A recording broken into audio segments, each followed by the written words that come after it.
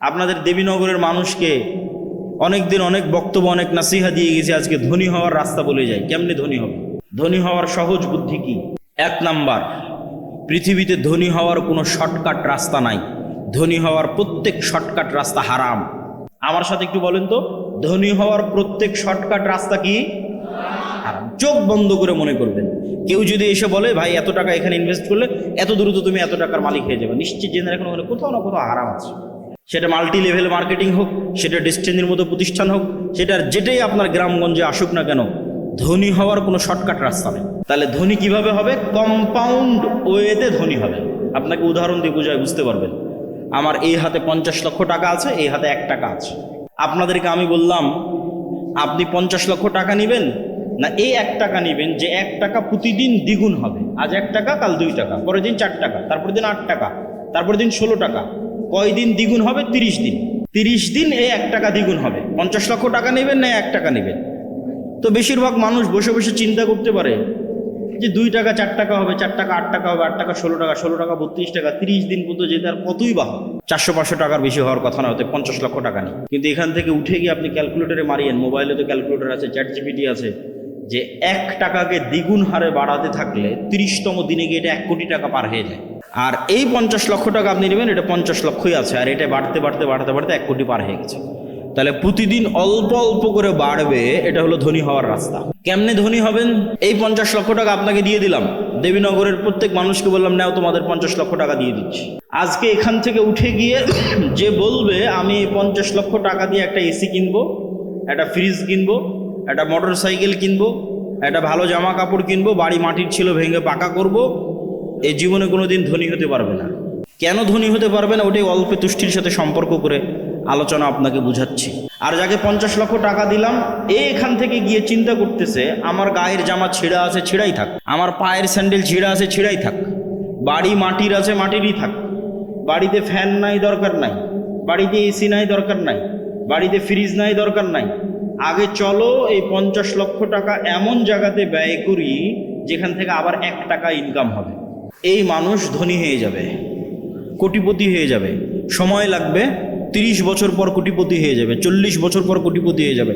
কেননা ও ওই রাস্তা জানে যে রাস্তায় গেলে কোটিপতি হওয়া যায়। আর যে এই 50 লক্ষ টাকা নিয়ে গিয়ে এসি, ফ্রিজ, মোটর সাইকেল, মাটির বাড়ি পাকা এই জায়গায় ব্যয় করেছে, ও কেন ধনী হতে পারবে না? ও যে মোটর সাইকেল কিনেছে ওখানে তেল কিনতে আবার টাকা লাগবে, ও যে এসি ফ্রিজ কিনেছে ওটার বিদ্যুৎ বিল দিতে আবার টাকা লাগবে, ও যে মোবাইলের ওয়াইফাই নিয়েছে ওটার বিল দিতে আবার টাকা লাগবে। তাহলে ও এমন জায়গাতে ব্যয় করেছে যেখান থেকে আরো খরচ বাড়তেছে। এইভাবে ধনী হয় না। পৃথিবীর কোনো ধনী এই ওয়েতে ধনী হতে পারবে না। কোথায় ব্যয় করতে হবে? যেখানে খরচ হওয়া তো বহু দূরে থাক, খরচ বাড়া তো বহু দূরে থাক, পারলে আরো 1 টাকা ইনকাম হবে, সেখানে ব্যয় করতে হবে। এটা হলো ধনী হওয়ার রাস্তা। আর অল্পে তুষ্টি, এটার সাথে মিলিয়ে কি বলতে চাচ্ছি? ইসলামে সুদভিত্তিক লোন বহু পরে থাক, কর্জে হাসানা কেউ নিবে, যে কর্জে হাসানা ভাই আপনি আমাকে 10,000 টাকা দেন, আমি 2 মাস পর আপনাকে দিয়ে দিব। এটাকে আল্লাহ অনেক বড় নেকির কাজ বলেছে কোরআনে। ওমাই ইউকরিদুল্লাহ করজান হাসানা, কে আছে আল্লাহকে কর্জে হাসানা দিবে? কর্জে হাসানাকে আল্লাহ অনেক বড় ইবাদত বলেছে। তো এই কর্জে হাসানা কখন জায়েজ? আপনি কর্জে হাসানা দিয়ে এসি কিনতে পারেন, কর্জে হাসানা দিয়ে ফ্রিজ কিনতে পারেন। আমার ইসলামিক ফাইন্যান্সের জ্ঞান বলে, ইসলামী শরীয়তে আমি যতটুকু জানি ততটুকু বলে যে বিলাসী পণ্য সুদ ভিত্তিক লোন দিয়ে ক্রয় করা তো বহু দূরে থাক, বিলাসী পণ্য কর্জে হাসানা নিয়েও কেনা যাবে কিনা, এটার হালালের দলিল কেউ দিতে পারবে কিনা আল্লাহ সুবহানাহু ওয়া তাআলা ভালো জানে, আমার জানা নেই। তাহলে কর্জে হাসানাটাই কখন নিতে পারবেন? সুদের লোন বহু পরে। কর্জে হাসানাটাই নিতে পারবেন যখন বিপদে, অ্যাক্সিডেন্ট করে মেডিকেলে আছেন, চিকিৎসা ব্যয় বহন করতে পারছেন না, মেয়ে ছেলেকে বিবাহ দিবেন, খরচ বহন করতে পারছেন না, বিশ্ববিদ্যালয়ে পড়াবেন, খরচ বহন করতে পারছেন না, ব্যবসাটা শুরু করবেন, টাকার ব্যবস্থা হচ্ছে না। এইরকম বিপদমূলক সময়ে কর্জে হাসানা নিতে পারেন। কিন্তু বিলাসী পণ্য, আমার ফ্রিজ না হলেও আমি খেয়ে বাঁচতে পারি, আমার এসি না হলেও আমি খেয়ে বাঁচতে পারি, আমার বাপদাদা বেঁচেছে, মোটর সাইকেল না হলেও আমি চলতে পারি, এই বিলাসী পণ্যগুলোর ক্ষেত্রে সুদি লোন তো বহু দূরের কথা, কর্জে হাসানাও হালাল কিনা তার প্রমাণ দেওয়া কঠিন আছে। কেননা ইসলামের অর্থনীতি দাঁড়িয়ে আছে অল্পে তুষ্ট থাকার উপর। উম্মতে মুহাম্মাদি গোলামি থেকে কিভাবে মুক্তি পাবে, দাসত্ব থেকে কিভাবে মুক্তি পাবে, দাসত্ব থেকে মুক্তি পাওয়ার রাস্তা কি। আব্দুর রহিম তো আপনাদের সামনে কিছু আলোচনা করলো এবং আমিও সংক্ষিপ্ত ইতিমধ্যে বলে ফেলেছি, একটা পয়েন্ট তো শেষ করে ফেলেছি যে অর্থনৈতিক মুক্তি ছাড়া গোলামি থেকে মুক্তি হয় না। আর অর্থনৈতিক মুক্তির জন্য সুদবিহীন, কর্জবিহীন ক্যাশ টাকার মালিক হতে হবে, তাহলে স্বাধীন। একটি আব্দুর রহিম বিন আব্দুর রাজ্জাকের লেখা রাসূল সাল্লাল্লাহু আলাইহি ওয়াসাল্লাম দেখতে কেমন ছিলেন, তার চেহারা, তার শরীর, তার অবকাঠামো, তার দাড়ি, তার চুল, তার হাঁটার স্টাইল, সবই সেই বইয়ে আলোচনায় স্থান পেয়েছে। আর আমার লিখিত আল্লাহর পথে যাত্রা, এই আল্লাহর পথে যাত্রা বইটি সালাফে সালেহিনের লেখা অসংখ্য গুরুত্বপূর্ণ বইয়ের সারমর্ম। যেমন ইবনুল কাইয়িম রাহিমাহুল্লাহর লেখা আদ-দা ওয়াদ দাওয়া, আল ওয়াবিলুস সাইয়্যিব, কিতাবুর রূহ, এই বইগুলোর যেমন সারমর্ম আছে, ঠিক তেমনি ইবনুল কাইয়িম রাহিমাহুল্লাহ আল্লাহর নাম এবং গুণাবলীর উপর যত আলোচনা করেছেন তার বিভিন্ন বই, সেই আলোচনাগুলোর সারমর্ম আছে। তারপরে কিতাবুত তাওহীদ, যেটা মুহাম্মদ ইবনে আব্দুল ওয়াহ্হাব রাহিমাহুল্লাহর লেখা, সেই বইয়ের সারমর্ম আছে। নাওয়াকিজুল ইসলাম, কাওয়াইদুল আরবাআ, উসুলুস সালাসা, এই বইগুলোর সারমর্ম আছে। শেখ সালেহ আল উসাইমিন রাহিমাহুল্লাহর লেখা আল কাওয়াইদ আল মুসলা, আল্লাহ সুবহানাহু ওয়া তাআলার নাম ও গুণাবলীর উপর গুরুত্বপূর্ণ নিয়ম কানুনের একটি বই, এই বইয়ের সারমর্ম আছে। শাহ ওলিউল্লাহ মুহাদ্দিস দেহলভী রাহিমাহুল্লাহর হুজ্জাতুল্লাহিল বালিগার অনেক আলোচনা এই বইয়ে আছে। ইমাম গাজালি রাহিমাহুল্লাহর ইহইয়া উলুমুদ্দিনের অনেক আলোচনা এই বইয়ের মধ্যে আছে। সালাফে সালেহিনগণ মানুষকে দ্বীনের পথে নিয়ে আসার জন্য সাধারণ মানুষের উপযোগী করে যত বই লিখেছিলেন, যেগুলোতে সাধারণ মানুষের উপকার হতে পারে, তার প্রায় অধিকাংশ বই থেকেই সারমর্মস্বরূপ আলোচনা নিয়ে সহজবোধ্য ভাষায় রূহ, নফস, শয়তান, ফেরেশতা, তাওহীদ, আল্লাহর নাম ও গুণাবলী, গুনাহের প্রভাব, প্রতিকার, ইবাদত, সব মিলিয়ে এই বইটি একটি ইসলামের সারমর্মস্বরূপ বই। এবং আলহামদুলিল্লাহ এই বইয়ে কোনো ধরনের আকীদাগত ত্রুটি নাই, বরং আকীদার বাংলা ভাষায় লেখা, মানুষের জন্য সহজবোধ্য শ্রেষ্ঠতম একটা বই হতে পারে আল্লাহর পথে যাত্রা এই বইটি। তবে আমরা বলতে চেয়েছি যে মানুষ যেন ইসলামের খণ্ডিত অংশ নিয়ে ব্যস্ত না থাকে। আপনি যদি আজকে বলেন ইসলাম মানে শুধু আকীদা, তাহলে সালাত, সিয়াম, হজ, যাকাত কোথায় যাবে? কেউ যদি বলে ইসলাম মানে শুধু রাষ্ট্র ক্ষমতা, তাহলে মুআমালাত কোথায় যাবে? তা আমরা এটি ফুটিয়ে তুলতে চেয়েছি যে ইসলামের যে একটি সামগ্রিক রূপ, যেখানে অবশ্যই আকীদা সবচেয়ে গুরুত্বপূর্ণ। এই জন্য এই বইয়ের অধিকাংশ আলোচনাই আকীদার উপর, এবং ব্যতিক্রম ধর্মী একটি আকীদার বই হিসেবে গণ্য হতে পারে এই বইটি। কিন্তু তার পাশাপাশি আর অন্যান্য গুরুত্বপূর্ণ আলোচনাও এই বই স্থান পেয়েছে। এই বইটি প্রত্যেকটি মসজিদ, মাদ্রাসা, স্কুল, কলেজে অন্তত সপ্তাহে একদিন 1-2 পৃষ্ঠা করে পড়ে পাঠচক্র হিসেবে জ্ঞান অর্জনের চেষ্টা করা উচিত। আজকের যারা মক্তব নিয়ে কাজ করছে, দাওয়ায়ে ইলাল্লাহর যুব সমাজ দেবীনগর, তাদের প্রতি দত্ত আহ্বান থাকবে প্রত্যেক মসজিদে, দেবীনগরের প্রত্যেকটা মসজিদে এই বইয়ের উপর সাপ্তাহিক দার্স চালু করতে হবে। আল্লাহর পথে যাত্রা এই বইয়ের উপর।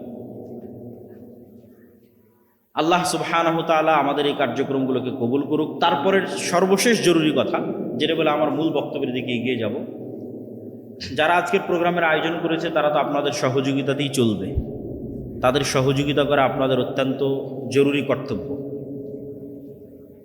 তো অনেক সময় মনে হতে পারে যে আলেম ওলামা, মসজিদ, মাদ্রাসা তারা সবসময় অর্থনৈতিক সহযোগিতা চায়, কিন্তু আপনাকে এটাও বুঝতে হবে টাকা কেন গুরুত্বপূর্ণ। অর্থনৈতিক মুক্তি ছাড়া গোলামি থেকে মুক্তি হয় না।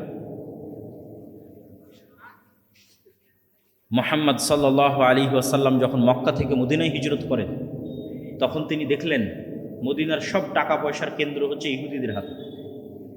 আর মুহাম্মদ সাল্লাল্লাহু আলাইহি ওয়াসাল্লামকে ঘোষণা করা হলো মদিনার প্রধানমন্ত্রী। তো টাকা যদি থাকে ইহুদির হাতে, আমি প্রধানমন্ত্রী হয়ে কি করব? লাভ নাই।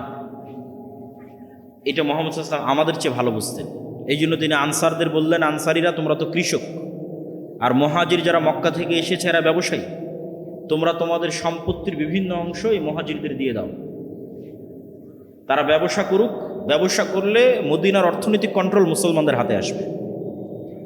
হলেও তাই, আল্লাহর নবীর জীবদ্দশাতেই ওসমান বিন আফফান, আব্দুর রহমান বিন আউফ, জুবাইর বিন আওয়াম, তারা আল্লাহর নবীর জীবদ্দশাতে কোটিপতি হয়েছে। বদরের যুদ্ধ অবশ্যই একটি ধর্মীয় যুদ্ধ, কিন্তু বদরের যুদ্ধে ঘটার যদি ধারা পরিক্রমা দেখেন তাহলে দেখবেন এখানে অর্থনীতির গুরুত্ব আছে। এইদিকে যদি কেবলা হয় তাহলে বুঝতে হবে এটা হচ্ছে মক্কা, এটা মদিনা, এটা হচ্ছে শাম, সিরিয়া। মক্কা থেকে সমুদ্রের ধার দিয়ে তারা ব্যবসা করার জন্য সিরিয়াতে যেত।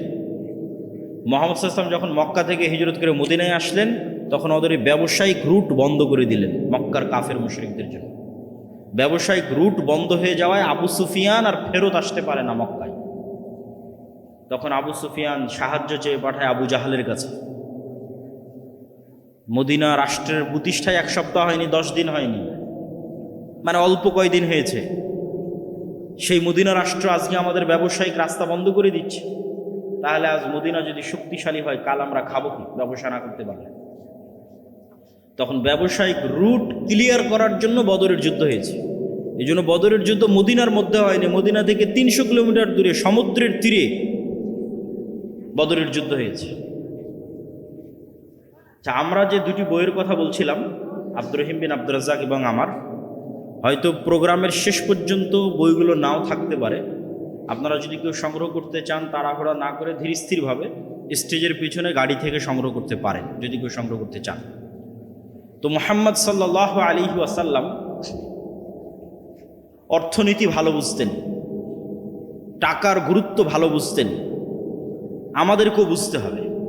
উম্মতে মুহাম্মাদি একটি ব্যবসায়ী জাতি। উম্মতে মুহাম্মাদিকে চাকুরিজীবী বানিয়েছে ইউরোপিয়ানরা।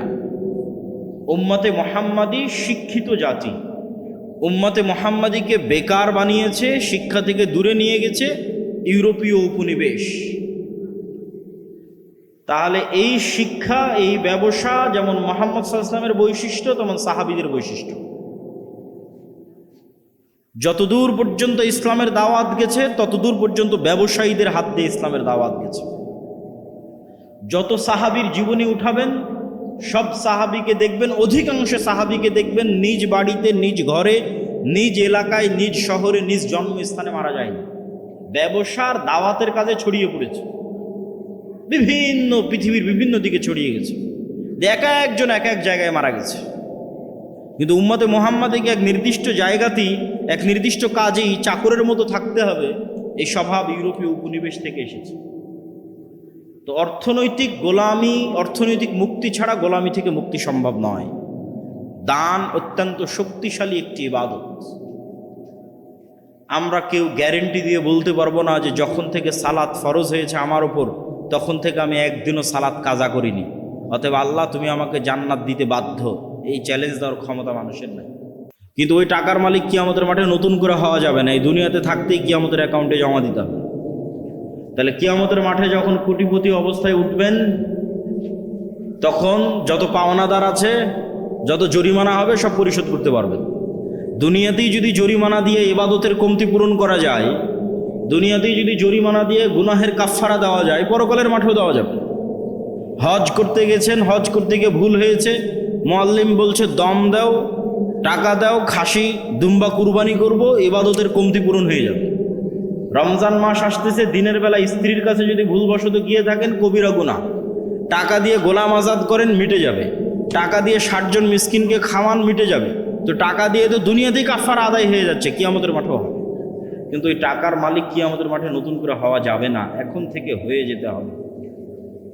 কোটি কোটি টাকার মালিক দুনিয়াতেই হতে হবে, আর দান করে এই টাকা পরকালে নিয়ে যেতে হবে।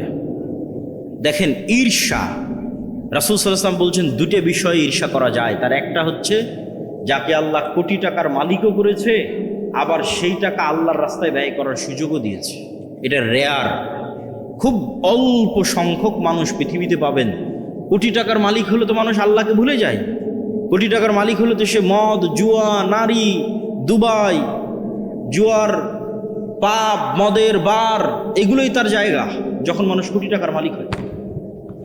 কিন্তু একজন মানুষ কোটিপতি, আবার ওই কোটি টাকা আল্লাহ তাকে আল্লাহর রাস্তায় ব্যয় করার তৌফিক দিয়েছে, এর চেয়ে সৌভাগ্যবান মানুষ পৃথিবীতে আর হতে পারে না। এই সৌভাগ্যবান মানুষ হওয়ার চেষ্টা করতে হবে। এটা দাউদ এবং সুলাইমানের বৈশিষ্ট্য। ঘরে বসে থাকা যাবে না। কোটি কোটি টাকা ইনকাম না করলে মুসলিম উম্মার মুক্তি নাই। কোটি কোটি টাকা ইনকামও করতে হবে, আল্লাহর রাস্তায় ব্যয় করতে হবে। আজকের বিশ্বে আপনারা খুব ভালো করেই বুঝতেছেন, খুব ভালো করে, এটা গ্রামের মানুষও বুঝে, যে ভেনেজুয়েলার প্রেসিডেন্টকে হাত পা বেঁধে কেন উঠিয়ে নিয়ে গেল। সবাই জানে যে ভেনেজুয়েলাতে কোটি কোটি ব্যারেল তেল আছে, ওই তেল দরকার আমেরিকার। তাহলে এটা টাকার যুদ্ধ। ডলার ভিত্তিক অর্থনীতি যদি পড়ে যায় একবার, ডলার ভিত্তিক অর্থনীতি পড়া আর আমেরিকার পড়া একই কথা। আর আমেরিকার পড়ে যাওয়া আর গণতন্ত্রের বিলুপ্তি একই কথা। আর যেই দিন আমেরিকা পড়ে যাবে, গণতন্ত্র বিলুপ্ত হয়ে যাবে, ওই দিন অর্ধেকের বেশি মুসলিম দেশে খেলাফা কায়েম হয়ে যাবে। সময় লাগবে না। তাহলে মূল অস্তিত্ব ঠিক আছে কোথায়? টাকার উপর। ওই যুগে মোহাম্মদ সাল্লাল্লাহু আলাইহি ওয়াসাল্লামের যুগের মদিনায় যেমন টাকার কন্ট্রোল ছিল ইহুদিদের হাতে, আজ 1400 বছর পর সারা পৃথিবীর টাকার কন্ট্রোল ইহুদিদের হাতে। সব IMF বলেন, ওয়ার্ল্ড ব্যাংক বলেন, সুদী কারবারের মূল মহাজন হচ্ছে তারা। নাম কাওয়াস্তে মুসলমান দেশগুলো স্বাধীন হয়ে আছে, একটা স্বাধীন নয়। কেন? তারা সবাই টাকার কাছে বিক্রি হয়ে আছে, লোন নিয়ে, ঋণ নিয়ে। পাকিস্তান যতই শক্তিশালী হোক, বলুক আমার কাছে পারমাণবিক বম আছে, ওই পারমাণবিক বমের সুইচে বাটনে চাপ দিতে পারবে না আব্বাদের অনুমতি না হলে, যে আব্বাদের কাছ থেকে লোন নিয়ে রেখেছে। তাহলে গোলামিটা কোথায়? টাকার গোলামি। এই জন্য যতক্ষণ আপনি হালাল উপায়ে বেশি ইনকাম না করছেন, ক্যাশ টাকায়, লোনের টাকায় নয়, লোনের টাকা তো গোলামি। সুদের লোন গোলামি। কেননা সুদের লোন আপনাকে মিথ্যা বলা শিখাবে। আর সুদের লোনের বিষয়ে একটা মূলনীতি জেনে রাখেন। গত বক্তব্যে হয়তো বলেছিলাম, আমি যখনই এই নতুন ব্রিজ পার হওয়া থেকে আমার দাদির বাড়িতে পৌঁছা পর্যন্ত একবার গণার চেষ্টা করেছিলাম, অন্তত 20-এরও অধিক NGO প্রতিষ্ঠান আছে যারা ক্ষুদ্র ঋণ, সুদী ঋণ এই অঞ্চলে বিতরণ করে থাকে। তো কতগুলো সুদী প্রতিষ্ঠান আছে তা গণার চেষ্টা করেছিলাম। তো আমি গুণে শেষ করতে পারিনি। এত বেশি সাইনবোর্ড আছে রাস্তার মোড়ে মোড়ে, এত সুদী প্রতিষ্ঠানের। অথচ এই সুদ গোলামি কিভাবে? ইসলামের আগে একটা মূলনীতি বুঝে যান। ইসলামী সমাজ ব্যবস্থা কয়েকটা মূলনীতির উপর দাঁড়িয়ে আছে। তার একটা মূলনীতি হচ্ছে অল্পে সন্তুষ্ট থাকা। এটা একটা মূলনীতি। এই অল্পে সন্তুষ্ট থাকার উপর যতক্ষণ মুসলমানেরা তৈরি না হবে, ততক্ষণ ইসলামী অর্থনীতি ডেভেলপ করা সম্ভব নয়, ইসলামী ব্যাংক বাস্তবায়ন করা সম্ভব নয়। এই অল্পে তুষ্টি কি জিনিস এবং আপনি ধনী হবেন কিভাবে, এই দুইটা একটা আর একটার সাথে ওতপ্রোতভাবে জড়িত। আপনাদের দেবীনগরের মানুষকে অনেক দিন অনেক বক্তব্য, অনেক নাসিহা দিয়ে গেছে, আজকে ধনী হওয়ার রাস্তা বলে যায়। কেমনে ধনী হবে? ধনী হওয়ার সহজ বুদ্ধি কি? 1 নাম্বার, পৃথিবীতে ধনী হওয়ার কোনো শর্টকাট রাস্তা নাই। ধনী হওয়ার প্রত্যেক শর্টকাট রাস্তা হারাম। আমার সাথে একটু বলেন তো, ধনী হওয়ার প্রত্যেক শর্টকাট রাস্তা কি? হারাম। চোখ বন্ধ করে মনে করবেন। কেউ যদি এসে বলে ভাই এত টাকা এখানে ইনভেস্ট করলে এত দ্রুত তুমি এত টাকার মালিক হয়ে যাবে, নিশ্চিত জেনে রাখুন ওখানে কোথাও না কোথাও হারাম আছে। সেটা মাল্টি লেভেল মার্কেটিং হোক, সেটা ডেস্টিনির মতো প্রতিষ্ঠান হোক, সেটার যেটাই আপনার গ্রামগঞ্জে আসুক না কেন, ধনী হওয়ার কোনো শর্টকাট রাস্তা নেই। তাহলে ধনী কিভাবে হবে? কম্পাউন্ড ওয়েতে ধনী হবে। আপনাকে উদাহরণ দিয়ে বুঝায় বুঝতে পারবেন। আমার এই হাতে 50 লক্ষ টাকা আছে, এই হাতে 1 টাকা আছে। আপনাদেরকে আমি বললাম আপনি 50 লক্ষ টাকা নেবেন না এই 1 টাকা নেবেন, যে 1 টাকা প্রতিদিন দ্বিগুণ হবে। আজ 1 টাকা, কাল 2 টাকা, পরের দিন 4 টাকা, তারপর দিন 8 টাকা, তারপর দিন 16 টাকা। কয় দিন দ্বিগুণ হবে? 30 দিন। 30 দিন এই 1 টাকা দ্বিগুণ হবে। 50 লক্ষ টাকা নেবেন না 1 টাকা নেবেন? তো বেশিরভাগ মানুষ বসে বসে চিন্তা করতে পারে যে 2 টাকা 4 টাকা হবে, 4 টাকা 8 টাকা হবে, 8 টাকা 16 টাকা, 16 টাকা 32 টাকা, 30 দিন পর্যন্ত যেতে আর কতই বা হবে। 400-500 টাকার বেশি হওয়ার কথা না, হতে 50 লক্ষ টাকা নেই। কিন্তু এখান থেকে উঠে গিয়ে আপনি ক্যালকুলেটরে মারিয়েন, মোবাইলে তো ক্যালকুলেটর আছে, চ্যাট জিপিটি আছে, যে 1 টাকাকে দ্বিগুণ হারে বাড়াতে থাকলে 30তম দিনে গিয়ে এটা 1 কোটি টাকা পার হয়ে যায়। আর এই 50 লক্ষ টাকা আপনি নেবেন, এটা 50 লক্ষই আছে, আর এটা বাড়তে বাড়তে বাড়তে বাড়তে 1 কোটি পার হয়ে গেছে। তাহলে প্রতিদিন অল্প অল্প করে বাড়বে, এটা হলো ধনী হওয়ার রাস্তা। কেমনে ধনী হবেন? এই 50 লক্ষ টাকা আপনাকে দিয়ে দিলাম, দেবীনগরের প্রত্যেক মানুষকে বললাম, নাও তোমাদের 50 লক্ষ টাকা দিয়ে দিচ্ছি। আজকে এখান থেকে উঠে গিয়ে যে বলবে আমি 50 লক্ষ টাকা দিয়ে একটা এসি কিনবো, একটা ফ্রিজ কিনবো, একটা মোটর সাইকেল কিনবো, একটা ভালো জামা কাপড় কিনবো, বাড়ি মাটির ছিল ভেঙে পাকা করব, এই জীবনে কোনো দিন ধনী হতে পারবে না। কেন ধনী হতে পারবে না? ওটাই অল্পে তুষ্টির সাথে সম্পর্ক করে আলোচনা আপনাকে বুঝাচ্ছি। আর যাকে 50 লক্ষ টাকা দিলাম, এখান থেকে গিয়ে চিন্তা করতেছে আমার গায়ের জামা ছেঁড়া আছে, ছেঁড়াই থাক, আমার পায়ের স্যান্ডেল ছিঁড়া আছে, ছিঁড়াই থাক, বাড়ি মাটির আছে, মাটিরই থাক, বাড়িতে ফ্যান নাই, দরকার নাই, বাড়িতে এসি নাই, দরকার নাই, বাড়িতে ফ্রিজ নাই, দরকার নাই। আগে চলো এই 50 লক্ষ টাকা এমন জায়গাতে ব্যয় করি যেখান থেকে আবার 1 টাকা ইনকাম হবে। এই মানুষ ধনী হয়ে যাবে, কোটিপতি হয়ে যাবে। সময় লাগবে, 30 বছর পর কোটিপতি হয়ে যাবে, 40 বছর পর কোটিপতি হয়ে যাবে। কেননা ও ওই রাস্তা জানে যে রাস্তায় গেলে কোটিপতি হওয়া যায়।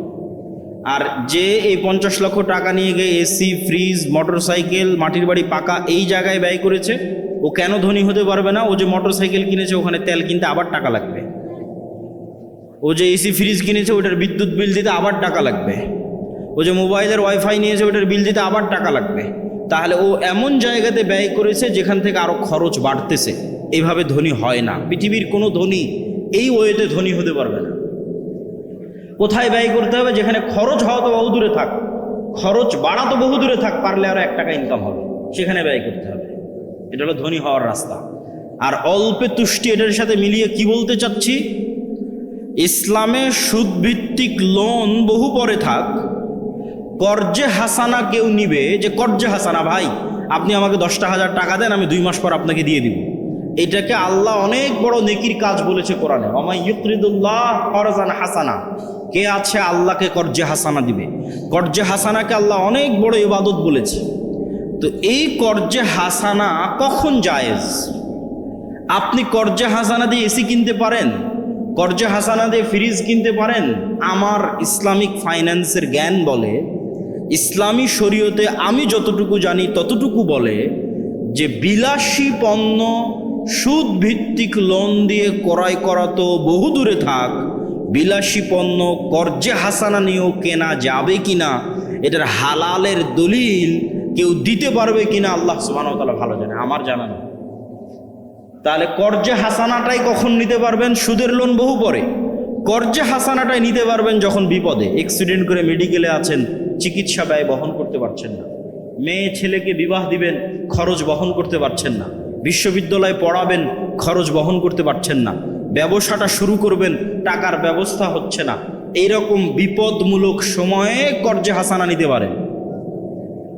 কিন্তু বিলাসী পণ্য, আমার ফ্রিজ না হলেও আমি খেয়ে বাঁচতে পারি, আমার এসি না হলেও আমি খেয়ে বাঁচতে পারি, আমার বাপদাদা বেঁচেছে, মোটর সাইকেল না হলেও আমি চলতে পারি, এই বিলাসী পণ্যগুলোর ক্ষেত্রে সুদি লোন তো বহু দূরের কথা, কর্জে হাসানাও হালাল কিনা তার প্রমাণ দেওয়া কঠিন আছে। কেননা ইসলামের অর্থনীতি দাঁড়িয়ে আছে অল্পে তুষ্ট থাকার উপর, অল্পে সন্তুষ্ট থাকার উপর। সম্মানিত উপস্থিতি, তো বক্তব্যের শুরুর এই অংশটুকু অর্থনীতির উপর, টাকা পয়সার উপর, দানের উপর দেওয়ার পিছনে কারণ এটাই ছিল, যারা আজকের প্রোগ্রামের আয়োজক তারা আপনাদের সহযোগিতার মুখাপেক্ষী। বেশি ইনকাম করতে হবে, বেশি ইনকাম আল্লাহ রাস্তায় দান করতে হবে, হালাল উপায়ে ইনকাম করতে হবে। চলেন বক্তব্যের মূল বিষয়বস্তুতে যাই। বক্তব্যের বিষয়বস্তু হচ্ছে উম্মতে মুহাম্মাদি গোলামি থেকে কিভাবে মুক্তি পাবে, দাসত্ব থেকে কিভাবে মুক্তি পাবে, দাসত্ব থেকে মুক্তি পাওয়ার রাস্তা কি। আব্দুর রহিম তো আপনাদের সামনে কিছু আলোচনা করলো এবং আমিও সংক্ষিপ্ত ইতিমধ্যে বলে ফেলেছি, একটা পয়েন্ট তো শেষ করে ফেলেছি যে অর্থনৈতিক মুক্তি ছাড়া গোলামি থেকে মুক্তি হয় না। আর অর্থনৈতিক মুক্তির জন্য সুদবিহীন, কর্জবিহীন ক্যাশ টাকার মালিক হতে হবে, তাহলে স্বাধীন, তাহলে আপনি আর গোলাম নাই। সুদবিহীন, কর্জবিহীন ক্যাশ টাকার মালিক হতে হবে। তাহলে আপনি ধনী হয়ে গেছেন, স্বাধীন হয়ে গেছেন, স্বাধীনতার পথে আপনার যাত্রা শুরু হয়ে গেছে। আপনার মাথা উঁচু থাকবে, কোনোদিন নত হবে না, আপনাকে পৃথিবীর কেউ কোনোদিন কিনে নিতে পারবে না। সম্মানিত উপস্থিতি, আর কি রাস্তা আছে গোলামি থেকে মুক্তির? দুটো শর্ত পূরণ করতে হবে, শতভাগ তাওহীদপন্থী মুসলিম এবং শতভাগ ঈমান বিল গায়বে ইয়াকিন। আবারও বলি, শতভাগ তাওহীদপন্থী মুসলিম, শতভাগ ঈমান বিল গায়বে ইয়াকিন। আল্লামা ইকবাল তার কবিতার মধ্যে লিখেছেন, ये दौर अपने বারাহিম কি তালাশ মে হ্যাঁ। আজকের মুসলমানদের মুক্তির একটাই রাস্তা, মুসলমানদের মধ্যে ইব্রাহিম আলাইহিস সালাম নাই। একটা মুসলমান ইব্রাহিম হতে পারলো না। মুসলমানেরা ওই দিনই মুক্তি পেয়ে যাবে যেই দিন মুসলমানেরা ইব্রাহিম হয়ে যাবে। আল্লামা ইকবাল লিখছে, আজকের যুগে মুসলমানদের খুব দরকার একজন ইব্রাহিম আলাইহিসসালাতু ওয়াসসালাম। কেন? ইব্রাহিম আলাইহিসসালাতু ওয়াসসালাম হচ্ছেন শতভাগ তাওহীদের আইকন, যাকে মুহাম্মদ সাল্লাল্লাহু আলাইহি ওয়াসাল্লাম আইকন মেনেছে। মিল্লাতা আবিকুম ইব্রাহিম, আমি তোমাদের পিতা, আমার পিতা ইব্রাহিমের মিল্লাতের অনুসারী। এটাই কোষ্টি পাথর সত্য মিথ্যার মানদণ্ডের। কে ইব্রাহিমের অনুসারী সেই সত্য, যে ইব্রাহিমের অনুসারী নয় সেই মিথ্যা। সবাই চেষ্টা করেছে নিজেকে প্রমাণ করার যে আমি ইব্রাহিমের অনুসারী। ইহুদিরাও চেষ্টা করছে প্রমাণ করার আমরা ইব্রাহিমের অনুসারী, খ্রিস্টানরাও চেষ্টা করছে প্রমাণ করার আমরা ইব্রাহিমের অনুসারী। আর মুহাম্মদ সাল্লাল্লাহু আলাইহি ওয়াসাল্লাম এসে কোরআন দিয়ে, তাওহীদ দিয়ে চ্যালেঞ্জ দিয়েছেন যে আমি ইব্রাহিমের উত্তরসূরি, আমি ইব্রাহিমের অনুসারী। কেন? ইব্রাহিম ছিল শতভাগ তাওহীদপন্থী, আমি মুহাম্মদ সাল্লাল্লাহু আলাইহি ওয়াসাল্লাম শতভাগ তাওহীদপন্থী। তাওহীদের আইকন ইব্রাহিম আলাইহিসসালাতু ওয়াসসালাম। দেবীনগরের মানুষ নিজেকে আহলে হাদিস দাবি করতে পারে, সালাফি দাবি করতে পারে। এটা ভালো কথা যে আহলে হাদিস এবং সালাফিরা কবর পূজা করে না, বড় শিরক থেকে তারা মুক্ত থাকে, তাবিজ কবজের আশ্রয় তারা নেয় না। কিন্তু তার মানে এই নয় যে আপনি ইব্রাহিম আলাইহিস সালাম হয়ে গেছেন। ইব্রাহিম আলাইহিস সালাম হওয়া অনেক দূরের পথ। কি পার্থক্য আছে আপনারা ইব্রাহিম আলাইহিস সালামের মধ্যে? ছোট্ট উদাহরণ দিলে বুঝবেন। আপনি দেবীনগরের একজন আহলে হাদিস সালাফি বলে নিজেকে দাবি করছেন, কবর মাজারে গিয়ে সিজদা দেন না, বড় শিরক থেকে মুক্ত, কিন্তু আপনি আবার বিড়ি এবং সিগারেটের নেশায় আসক্ত। আপনি আবার জুয়ার যে খেলাগুলো আছে সেই জুয়ার খেলায় আসক্ত। আপনি আবার যেখানে টাকার লেনদেন আছে অবৈধ, যেখানে ক্ষমতার স্বার্থ আছে, সেই ক্ষমতার স্বার্থ এবং টাকার স্বার্থের কাছে বিক্রি হয়ে গেছে। তাহলে কি বোঝা গেল? আপনার নিজের ইলাহ আপনার নাফস, আল্লাহ নয়। ও শায়েখ আব্দুর রাজ্জাক বিন ইউসুফ আজকে উপস্থিত হয়েছে। এটা নিয়ে দ্বিধাদ্বন্দ্বের কিছু নাই। উনি উপস্থিত হয়েছেন, পৌঁছে গেছেন, এখানে আসবেন অল্প কিছু সময়ের মধ্যে ইনশাআল্লাহ। সম্মানিত উপস্থিতি, তাহলে ওই ব্যক্তিটা নিজেকে তাওহীদপন্থী দাবি করলো, সে তাওহীদপন্থী কেন নয় ইব্রাহিম আলাইহিস সালামের মতো? ওর ইলাহ ওই কবর না হলেও, ওর ইলাহ হিন্দুদের ওই দেবদেবী মা কালী না হলেও, ওর ইলাহ ওর নিজের নাফস। ইলাহাহু হাওয়া, আল্লাহ কোরআনে বলেছে যে তারা ইলাহ বানিয়ে নিয়েছে নিজের নাফসকে, নিজের মনের প্রবৃত্তিকে ইলাহ বানিয়ে নিয়েছে। ওর মন চাচ্ছে বিড়ি সিগারেট খাবে, খাচ্ছে। ওর মন চাচ্ছে মদ জুয়া আড্ডা গাঞ্জার আড্ডায় ব্যস্ত থাকবে, থাকছে। ওর মন চাচ্ছে খেলার জুয়ায় ব্যস্ত থাকবে, থাকছে। তাহলে ও এখনো তার কালবে সব দিক থেকে আল্লাহকে প্রাধান্য দিতে পারেনি। শতভাগ ইব্রাহিম আলাইহিস সালামের মতো তাওহীদ মানে আল্লাহ যা ভালোবাসে আপনার কাল পাগলের মতো এটাকে ভালোবাসবে। আল্লাহ যা ঘৃণা করে আপনার কাল ওটাকে পাগলের মতো ঘৃণা করবে। আল্লাহ সুবহানাহু ওয়া তাআলা যা করতে বলেছে আপনি এটাকে পাগলের মতো করবেন। আল্লাহ যা করতে বিরত থাকতে বলেছে তা থেকে পাগলের মতো বিরত থাকবেন। আপনার কাল যেদিন এরকম পরিপূর্ণ স্বাধীন হয়ে যাবে, এখানে টাকার আধিপত্য নাই, ক্ষমতার আধিপত্য নাই, জুয়া নেশা বিড়ি সিগারেটের আধিপত্য নাই, এখানে নারীর আধিপত্য নাই, এখানে আধিপত্য আছে শুধু আল্লাহ সুবহানাহু ওয়া তাআলার, তখন এবার আপনি ইব্রাহিম আলাইহিস সালামের মতো শতভাগ তাওহীদপন্থী মুসলমান।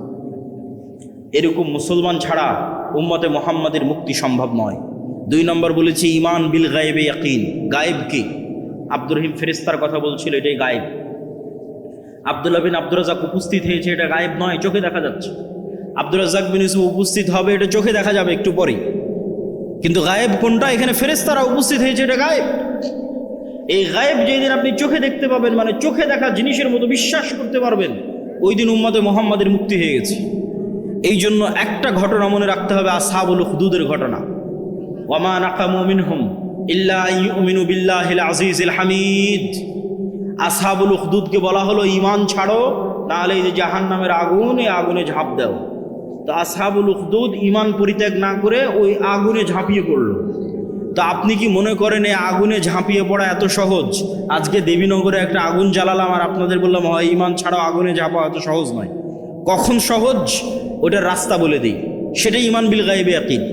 ওই আসহাবুল উখদুদ ওই আগুনের মধ্যে আগুন মনে করে ঝাঁপিয়ে পড়েনি। ওরা দেখতে পাচ্ছিল চাক্ষুষ যে আগুনই তো জান্নাত, এটা দেখতে পেয়েছে যে আমরা যে আগুনের মধ্যে ঢুকছি আমরা তো জান্নাতে ঢুকতেছি।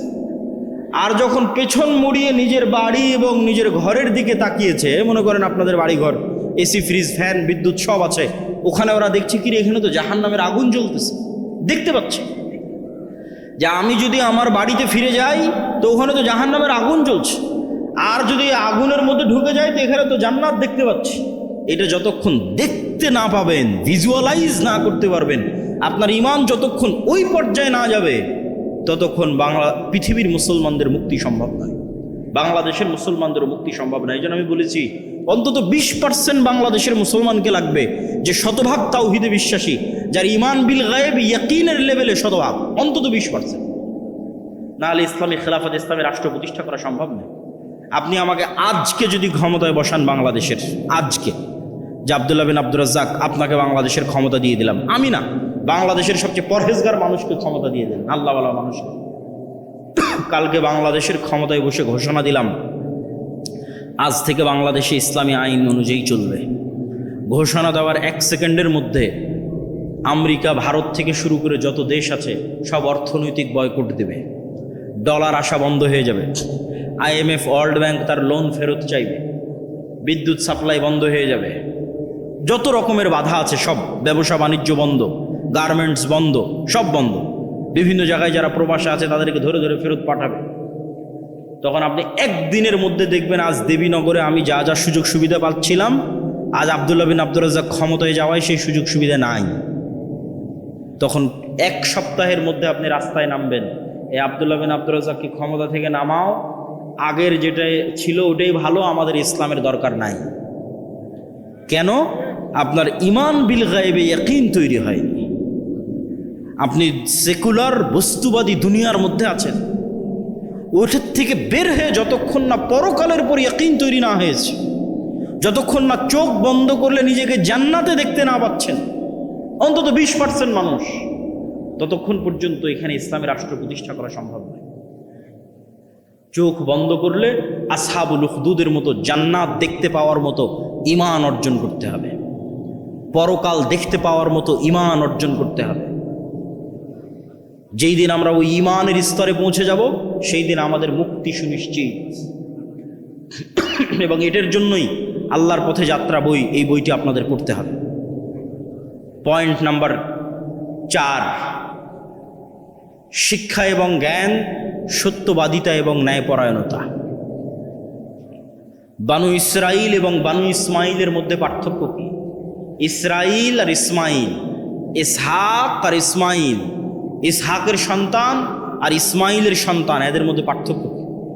একজনকে ইব্রাহিম আলাইহিস সালাম রাখলেন জেরুজালেমে, আর একজনকে রাখলেন মক্কায়। জেরুজালেম থেকে ইসহাকের সন্তানেরা কোথায় চলে গেল? ইয়াকুব, ইউসুফ চলে গেল মিশর। মিশরে গিয়ে 300 বছরের গোলাম হলো ফেরাউনের। ফেরাউনের 300-400 বছরের গোলামির পর মুসা আলাইহিস সালামের হাত দিয়ে মুক্তি। এ হলো বানু ইসরাইল। বানু ইসরাইলরা ইতিহাসের লম্বা সময়ে কখনো গোলাম কখনো স্বাধীন, কিন্তু ফেরাউনের দীর্ঘ গোলামির কারণে এরা মিথ্যা, ধোঁকা, দুর্নীতি, 2 নম্বরই রাস্তা, জুয়া, চুরি এগুলো শিখে নিয়েছিল। এই জন্য আল্লাহ যখন বলল শনিবারের দিন মাছ ধরা যাবে না, ওরা শনিবারের দিন মাছগুলো আটকে রেখে রবিবারের দিন ধরলো। মাছ ওগুলোই ধরলো যেগুলো শনিবারে এসেছিল, কিন্তু আল্লাহকে দেখালো যে আল্লাহ শনিবারে তো ধরিনি, রবিবারে ধরেছে। এই যে ধোঁকাবাজি বুদ্ধি কোথায় থেকে শিখলো? ফেরাউনের গোলাম থাকা অবস্থায় শিখেছে। এবার বানু ইসমাইল, বানু ইসমাইল থাকতো মক্কায়, মক্কায় নদী আছে নাই, সমুদ্র আছে নাই, আবাদ হয় নাই, কিচ্ছু নাই। তাহলে মক্কা মানুষ কেন দখল করবে? কেউ কোনোদিন মক্কা দখল করতে যায়নি। ফলত ইসমাইলের সন্তানেরা কোনোদিন গোলাম হয়নি। একবার মাত্র আব্রাহা, তাও টাকার কারণে নয়, ইবাদতের কারণে কাবা ঘর ধ্বংস করতে গেছিল। দখল করে রাখবে এটা উদ্দেশ্য ছিল না। ও ইয়েমানে একটা কাবা ঘর বানিয়েছিল, সেখানে মানুষ যেত না, সেই রাগে ও কাবা ঘর ধ্বংস করতে এসেছিল, ব্যর্থ হয়েছে। তো মুহাম্মদ সাল্লাল্লাহু আলাইহি ওয়াসাল্লাম পর্যন্ত ইসমাইলের সন্তানেরা কেউ কোনোদিন গোলাম ছিল না, কৃতদাস ছিল। যেহেতু গোলাম ছিল না, সেহেতু ইসমাইলের সন্তানেরা বেশিরভাগই মিথ্যা, দুই নাম্বারি, ধোকা, জুয়া, চুরি এগুলো জানতো না। আপনি ইতিহাস ঘেটে দেখেন, আব্দুল মুত্তালিব আল্লাহর নবীর দাদা, কাফের মুশরিক, কিন্তু মিথ্যুক, দুই নাম্বারি করেছে, কারো টাকা মেরে দিয়েছে, ধোকাবাজি করেছে, এটা ইতিহাস থেকে পাবেন না। আল্লাহর নবীর চাচা আবু তালেব কাফের মুশরিক অবস্থায় মৃত্যু হয়েছে, কিন্তু ধোকাবাজ, ওয়াদা খেলাফকারী, টাকা নিয়ে মেরে দেয়, জবরদখল করে, অন্যায়কারী, এরকম কোনো ইতিহাস আবু তালেবের জীবনী থেকে খুঁজে বের করতে পারবেন না। থাকতে পারে মানুষের মধ্যে খারাপ ভালো থাকবে, ইসমাইলের সন্তানেরা সবাই ভালো এটাও বলবো না, কিন্তু অধিকাংশই তারা গোলামি যেহেতু করেনি, ফলত তারা মিথ্যা, ধোকাবাজি এই জিনিসগুলো জানতো না, ঠিক যেমন মুহাম্মদ সাল্লাল্লাহু আলাইহি ওয়াসাল্লাম জানতো না। তাহলে কি বোঝা গেল? গোলামির সাথে মিথ্যা, দুর্নীতি, ধোকাবাজি সম্পৃক্ত। যে গোলাম হবে ও অটোমেটিক এই জিনিসগুলো শিখে যাবে। তো উম্মতে মুহাম্মাদি যেহেতু বানু ইসমাইল, এরাও কোনোদিন মিথ্যা, ধোকাবাজি জানতো না। মানুষ এদের সততা দেখে ইসলাম গ্রহণ করেছে, কিন্তু যখন ইউরোপ এদেরকে গোলাম বানিয়ে রেখেছে 300 বছর, এই ভারত, বাংলাদেশ, পাকিস্তানি 190 বছর, তখন এই গোলামির সময়ে এরা মিথ্যা বলা শিখে নিয়েছে, ধোকাবাজি দুই নাম্বারই শিখে নিয়েছে। আব্দুর রহিম তো সুন্নাতের কথা বলল, গাজার সুন্নাতের অনুসরণের কথা বলল। আমি আর একটা উদাহরণ দিয়ে যাই, যে গাজায় যত ত্রাণ বিতরণ হয়, এই ত্রাণ বিতরণ নিয়ে যে সিন্ডিকেট আছে, এই সিন্ডিকেটের পার্সেন্টেজ ইহুদিদের হাতে যায় না। এই সিন্ডিকেট জর্দান, মিশর এবং ওই ফিলিস্তিনের অভ্যন্তরের মুসলমান, এদের টপ লেভেলের যারা আছে এরা এই সিন্ডিকেট মেনটেন করে। তাহলে মিশরে যেই জিনিসের দাম 10 টাকা, গাজার মধ্যে ওই জিনিসের দাম 500 টাকা। কে বাড়ালো 500 টাকা? এটা একটা সিন্ডিকেট। এই সিন্ডিকেট সব মুসলমান, এই ইহুদিরা নয়। তাহলে এদের মধ্যে স্বভাব ঢুকে গেছে বানু ইসরাইলের, গোলামির স্বভাব, মিথ্যা, ধোকা, দুই নাম্বারি, জুয়া, চুরি, জোর জবরদস্তি। তাহলে এরা কিভাবে নেতা হবে, কিভাবে নেতৃত্ব দিবে, কিভাবে স্বাধীন হবে, কিভাবে আজাদ হবে? সম্ভব নয়। এই জন্য সত্যবাদিতা, ন্যায়পরায়ণতা একটা মানদণ্ড, যেই মানদণ্ড দিয়ে উম্মতে মুহাম্মাদি নেতা হতে পারে, নেতা হওয়া সম্ভব। তো আমাদের উপর গণতন্ত্রকে চাপিয়ে দেওয়া আছে গোলাম তৈরির কারখানা হিসেবে। গণতন্ত্র হচ্ছে গোলাম বানানোর কারখানা। এখান থেকে কি তৈরি হয় বলেন তো? গণতন্ত্র থেকে কি তৈরি হয়? একটু জোরে বলতে হবে, কি তৈরি হয়? গোলাম তৈরি হয়। কিভাবে? গণতন্ত্রের সিস্টেমটাই এমন যে এখানে যদি আপনি দুই নাম্বারই না করেন, ধোকা না দেন, মিথ্যা না বলেন, গীবত না করেন, নিন্দা না করেন, অপবাদ না দেন, তাহলে আপনার নির্বাচন করে জিতে আসা বহু দূরের কথা। একই দলের একই আসনের মনোনয়ন প্রার্থী যদি 10 জন থাকে, তাহলে সবাই মিলে যদি এই দুই নাম্বার ধোকাবাজি, দুর্নীতি, টাকা পয়সার লেনদেন, গীবত, তহমত এই রাস্তা অবলম্বন না করে, তাহলে জীবনেও মনোনয়নই নিয়ে আসতে পারবে না। এমপি নির্বাচিত হওয়া তো বহু পরে। তাহলে এমপি নির্বাচিত হওয়া পর্যন্ত যতগুলো স্টেপ আছে, প্রত্যেকটা স্টেপ মিথ্যা দিয়ে পরিপূর্ণ। সারা বাংলাদেশের সবাই জানে, নির্বাচন কমিশনারে যত এমপি তাদের হলফনামা জমা দিয়েছে, তাদের 90% মিথ্যা হলফনামা জমা দিয়েছে। কে জানে না? সবাই জানে। তাহলে পুরো সিস্টেমটা তৈরি হয়ে আছে মিথ্যার উপর। তাহলে এবার বুঝেন, এই মিথ্যা, দুর্নীতি, ধোকাবাজির সিস্টেমের মধ্যে দিয়ে 300 এমপি নির্বাচিত হয়েছে। এই 300 এমপি আমার এবং আপনার কাছে নেতা, কিন্তু আল্লাহর দৃষ্টিতে এরা সব গোলাম। এই হলো সারমর্ম।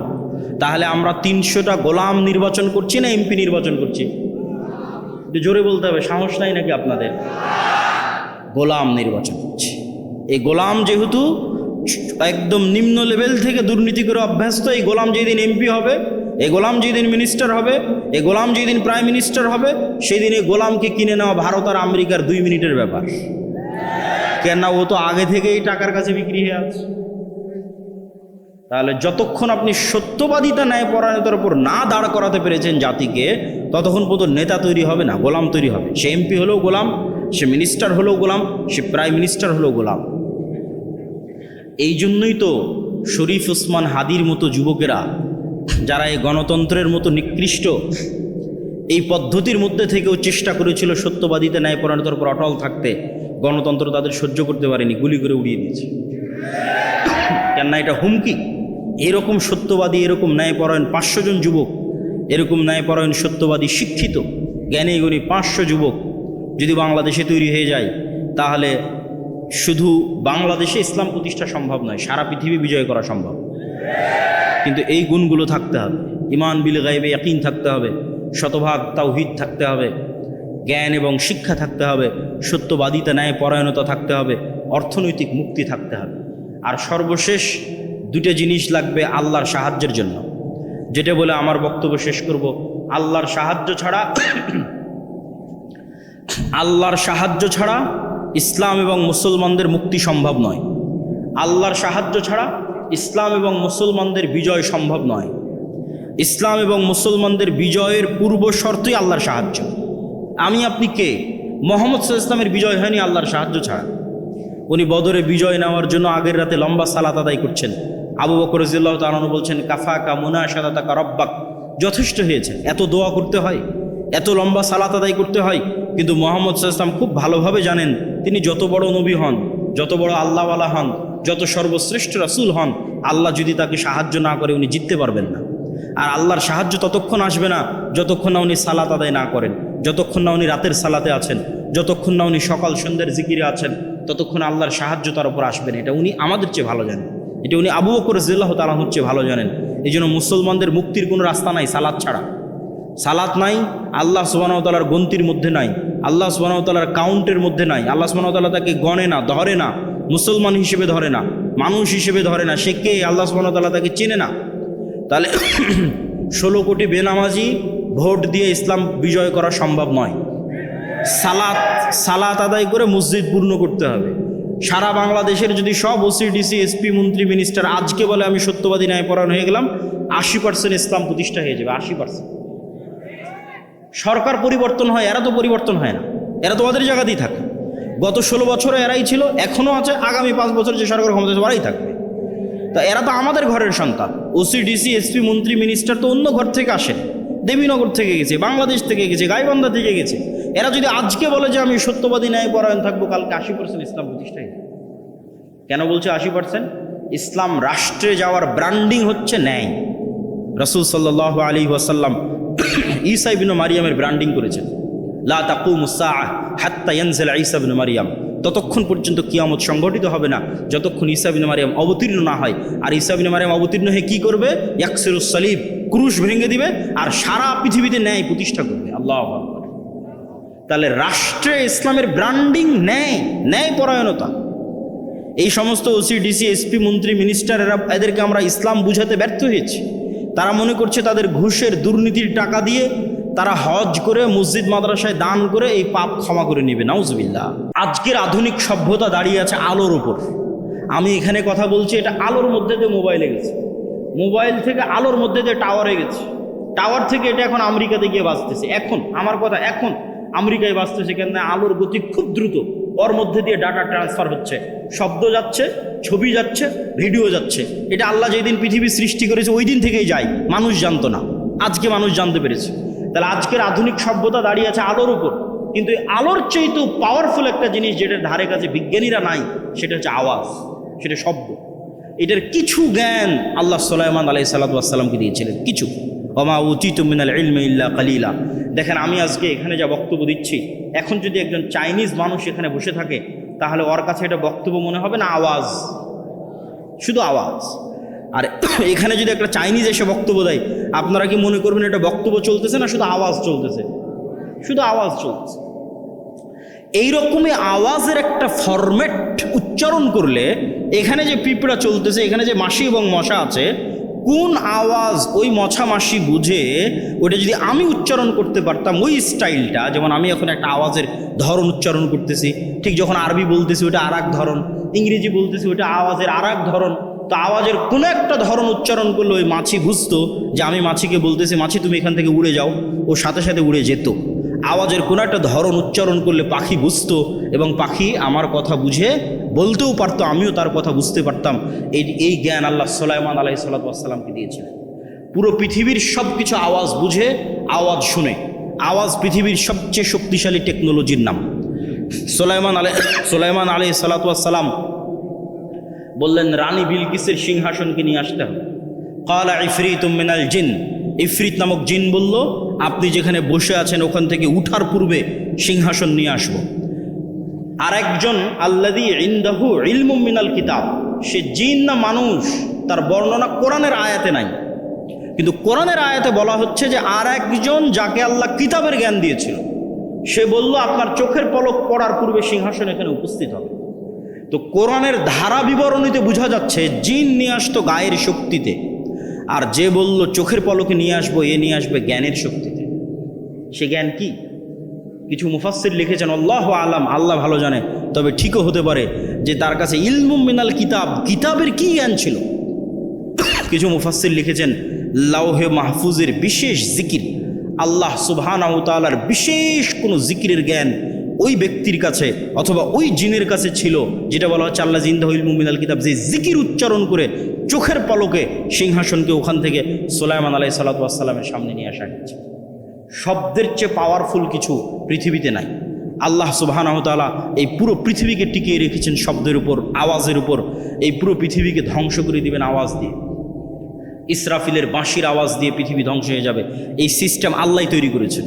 আল্লাহ সুবহানাহু ওয়া তাআলা যখন মানুষকে পুনরুজ্জীবিত করবেন তখন ইসরাফিলের বাঁশির আওয়াজ দিয়েই পুনরুজ্জীবিত করবেন। এই সিস্টেম আল্লাহরই তৈরি করা।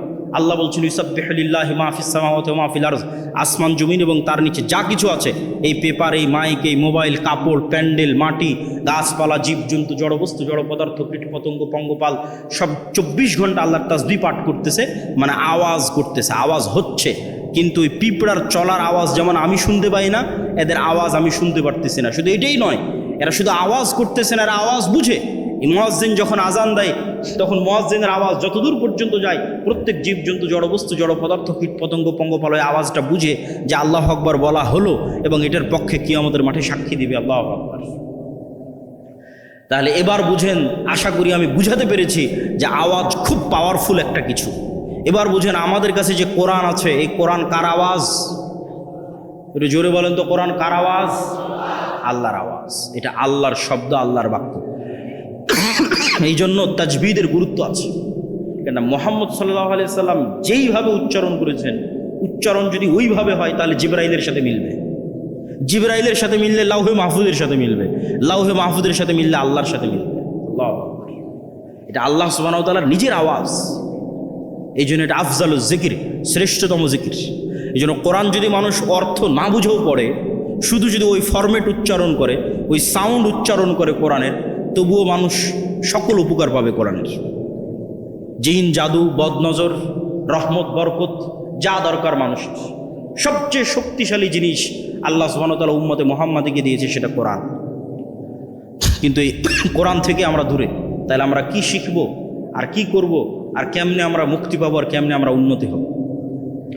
সালাত কেন সর্বশ্রেষ্ঠ ইবাদত? কেননা সালাতও একটা জিকির। আকিমিস সালাত লিযিকরি।